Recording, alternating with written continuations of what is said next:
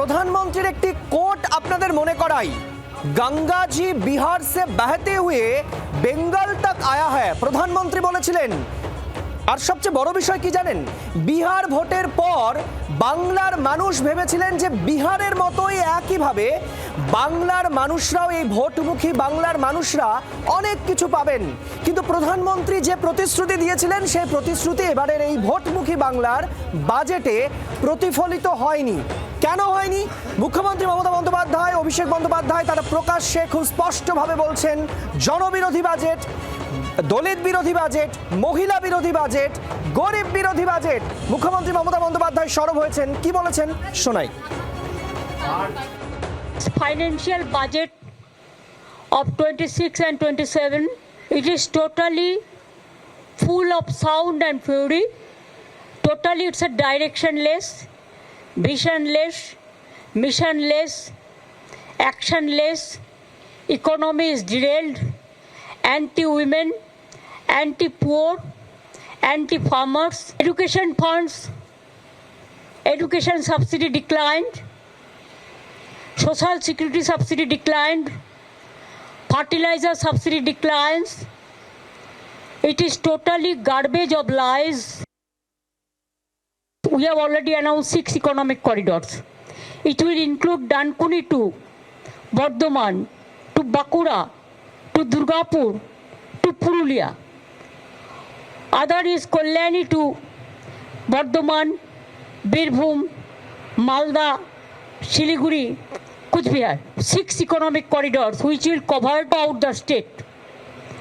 So what they said about 3 corridors, that is absolutely a garbage of lies. Mamata Bandyopadhyay যখন সরব হচ্ছেন তখন সংসদের বাইরে বেরিয়ে বাজেট পেশের পর সরব হয়েছেন অভিষেক বন্দ্যোপাধ্যায়। তিনি বলছেন যে বিজেপি বাংলায় হেরে যাবে জেনেই বাংলার জন্য কোনো বরাদ্দ করা হয়নি। বাংলার জন্য এই বাজেট হতাশাপূর্ণ, বেসলেস বাজেট বলছেন অভিষেক বন্দ্যোপাধ্যায়। এবং মমতা বন্দ্যোপাধ্যায় দিল্লি যাওয়ার আগে ঠিক একইভাবে বলে গেলেন যে এই বাজেটকে একেবারে হতাশার বাজেট। অভিষেক বন্দ্যোপাধ্যায় একই সুরে সরব হয়েছেন, শুনুন। বাংলার জন্য কোনো রকম কোনো বরাদ্দ বা কোনো রকম কোনো প্রতিকার বা আর্থিক প্যাকেজ বা সমাধান কিছুই আনেনি এবারে।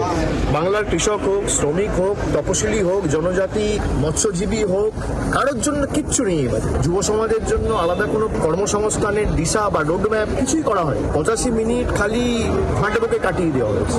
ডানকুনি সুরাট করিডোর আগের বারও বলা হয়েছে, সেটাই নতুনভাবে বলা হয়েছে, নতুন বোতলে পুরনো মদ। বেসলেস, মিশনলেস, ভিশনলেস বাজেট এবং চূড়ান্ত হতাশা থেকে এই বাজেট আমার মনে হয় অর্থমন্ত্রী পেশ করেছে। কিছুই নেই এবারে যে কোনো শ্রেণীর পক্ষেই। আপনি দেখবেন সে শ্রমিক হোক, কৃষক হোক, যারাই রয়েছে, কারোর জন্য কংক্রিট কোনো সলিউশন বা প্রতিকার বা সমাধান এই বাজেটে নেই। এই বাজেট আমি সেই কারণে বলছি মিশনলেস, ভিশনলেস এবং বেসলেস, দিশাহীন বাজেট।